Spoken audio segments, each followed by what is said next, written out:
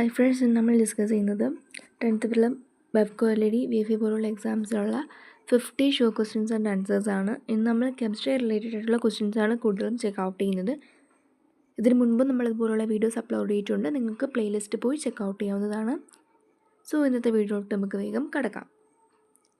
Potassium permanganate ചൂടാക്കുമ്പോൾ ലഭിക്കുന്ന വാതകം ഏതാണ്? പൊട്ടാസ്യം പെർമാഗ്നേറ്റ് ചൂടാക്കുമ്പോൾ ലഭിക്കുന്ന വാതകം ഏതാണ്? ഓക്സിജൻ ആണ് പൊട്ടാസ്യം പെർമാഗ്നേറ്റ് ചൂടാക്കുമ്പോൾ ലഭിക്കുന്ന വാതകം. ബ്ലീച്ചിങ് പൗഡറായി ഉപയോഗിക്കുന്ന കാൽസ്യം സംയുക്തം ഏതാണ്? ബ്ലീച്ചിങ് പൗഡറായിട്ട് ഉപയോഗിക്കുന്ന കാൽസ്യം സംയുക്തം ഏതാണ്? Calcium hypochlorite. കാൽസ്യം ഹൈപ്പോക്ലോറേറ്റിനെയാണ് ബ്ലീച്ചിങ് പൗഡറായിട്ട് ഉപയോഗിക്കുന്നത്. എല്ലുകളിൽ കാണുന്ന കാൽസ്യം സംയുക്തം ഏതാണ്? എല്ലുകളിൽ കാണുന്ന കാൽസ്യം സംയുക്തം ഏതാണ്?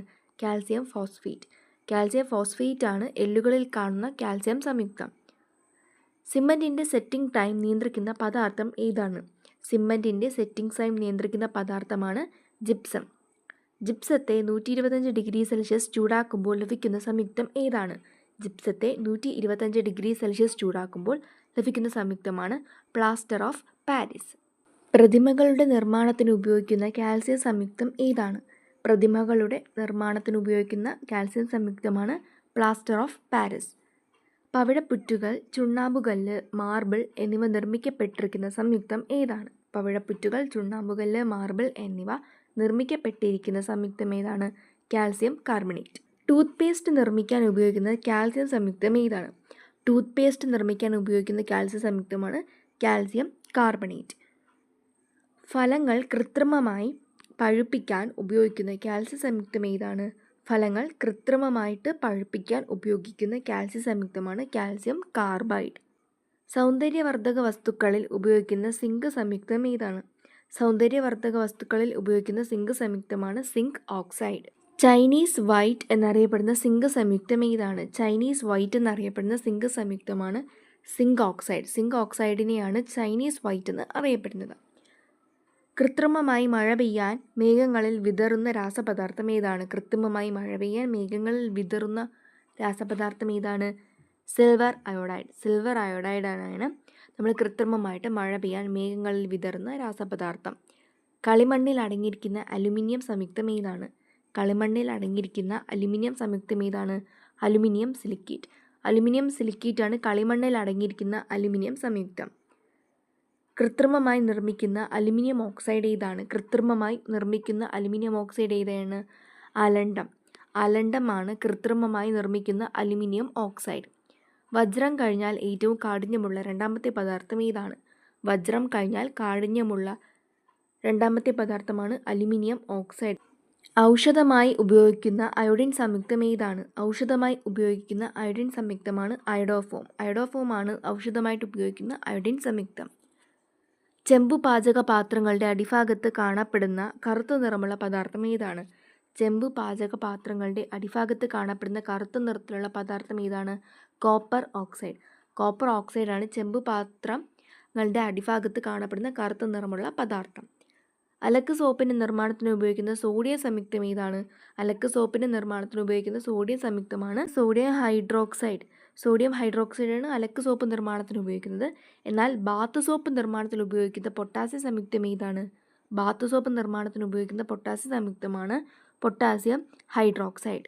മിൽക്ക് ഓഫ് മെഗ്നീഷ്യം എന്നറിയപ്പെടുന്ന മെഗ്നീഷ്യം സംയുക്തം ഏതാണ്?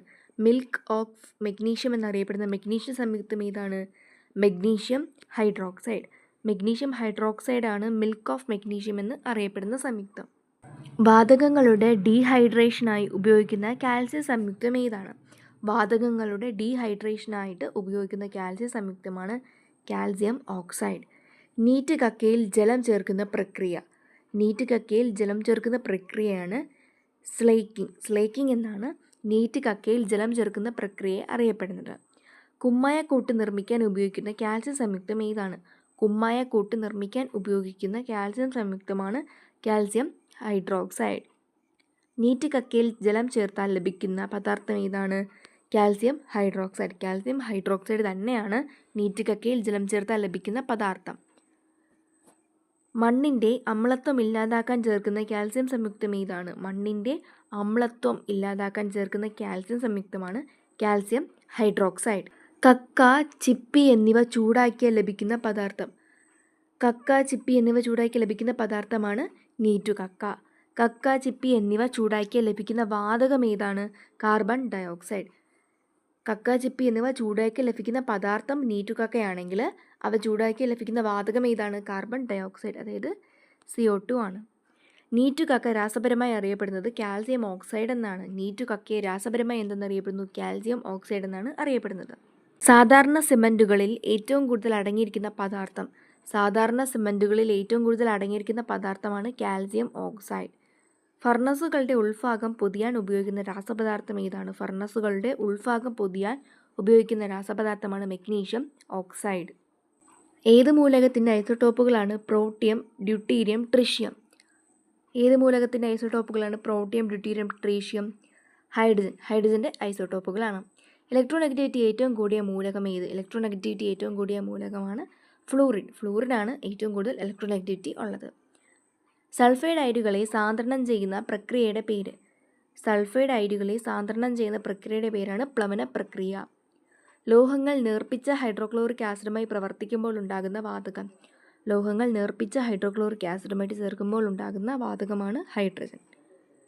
രക്തത്തിലെ ഹീമോഗ്ലോബിൻ നിർമ്മാണത്തിന് ആവശ്യമായ ഘടകം ഏതാണ്? രക്തത്തിലെ ഹീമോഗ്ലോബിൻ നിർമ്മാണത്തിന് ആവശ്യമായ ഘടകമാണ് ഇരുമ്പ്. മണ്ണിൻ്റെ ക്ഷാരത്വം കുറയ്ക്കാൻ ഉപയോഗിക്കുന്ന രാസവസ്തു. മണ്ണിൻ്റെ ക്ഷാരത്വം കുറയ്ക്കാൻ ഉപയോഗിക്കുന്ന രാസവസ്തുവാണ് അലുമിനിയം സൾഫേറ്റ്. ഡോളമൈറ്റ് ഏത് ലോഹത്തിൻ്റെ അയിരാണ്? ഡോളമൈറ്റ് ഏത് ലോഹത്തിൻ്റെ അയിരാണ്? മെഗ്നീഷ്യത്തിൻ്റെ അയിരാണ് ഡോളമൈറ്റ്. സ്റ്റിബിയം എന്ന ലാറ്റിൻ പേരുമായി ബന്ധപ്പെട്ട മൂലകം ഏതാണ്? സ്റ്റിബിയം എന്ന ലാറ്റിൻ പേരുമായി ബന്ധപ്പെട്ട മൂലകമാണ് ആൻറ്റിമണി. Sb എന്നാണ് സൂചിപ്പിക്കുന്നത്. ഏത്തപ്പഴത്തിൻ്റെ ഗന്ധത്തിനായി ഉപയോഗിക്കുന്ന എസ്റ്റർ ഏതാണ്? ഏത്തപ്പഴത്തിൻ്റെ ഗന്ധത്തിനായി ഉപയോഗിക്കുന്ന എസ്റ്റർ ഏതാണ്? Amyl acetate. അമൈൽ അസറ്റേറ്റ് ആണ് ഏത്തപ്പഴത്തിൻ്റെ ഗന്ധത്തിനായി ഉപയോഗിക്കുന്ന എസ്റ്റർ. വാതകമർദ്ദം അളക്കാൻ ഉപയോഗിക്കുന്ന ഉപകരണം. വാതകമർദ്ദം അളക്കാൻ ഉപയോഗിക്കുന്ന ഉപകരണമാണ് മാനോമീറ്റർ. മാനോമീറ്റർ ആണ് വാതകമർദ്ദം അളക്കാൻ ഉപയോഗിക്കുന്നത്. ആധുനിക ആവർത്തന പട്ടികയിലെ പീരീഡുകളുടെ എണ്ണം. ആധുനിക ആവർത്തന പട്ടികയിലെ പീരീഡുകളുടെ എണ്ണം എത്രയാണ്? 7 പീരീഡുകളാണ് ഉള്ളത്. ആധുനിക ആവർത്തന പട്ടികയിലെ ഗ്രൂപ്പുകളുടെ എണ്ണം എത്രയാണ്? 18. അതായത് മോഡേൺ പീരിയോഡിക് ടേബിളിൽ 18 ഗ്രൂപ്പുകളും 7 പീരീഡുകളുമാണ് ഉള്ളത്. ആവർത്തന പട്ടികയിലെ പ്രകൃതിദത്ത മൂലകങ്ങളുടെ എണ്ണം എത്രയാണ്? ആവർത്തന പട്ടികയിലെ പ്രകൃതിദത്ത മൂലകങ്ങളുടെ എണ്ണമാണ് 92. 92 പ്രകൃതിദത്ത മൂലകങ്ങളാണ് ആവർത്തന പട്ടികയിൽ ഉള്ളത്. മൂലകങ്ങളെ ത്രികങ്ങൾ എന്ന രീതിയിൽ വർഗീകരിച്ചത് ആരാണ്? മൂലകങ്ങളെ ത്രികങ്ങൾ അല്ലെങ്കിൽ ട്രയാഡ്സ് എന്ന രീതിയിൽ വർഗീകരിച്ചതാണ് ഡോബറൈൻ. മൂലകങ്ങളുടെ വർഗീകരണത്തിന് തുടക്കം കുറിച്ച ശാസ്ത്രജ്ഞൻ ആരാണ്? ആൻറ്റോയിൻ ലവോസിയർ. ആൻറ്റോയിൻ ലവോസിയർ ആണ് മൂലകങ്ങളുടെ വർഗീകരണത്തിന് തുടക്കം കുറിച്ച ശാസ്ത്രജ്ഞൻ. ആവർത്തന പട്ടികയിലെ കുത്തനെയുള്ള കോളങ്ങളുടെ അറിയപ്പെടുന്നത് എന്താണ്?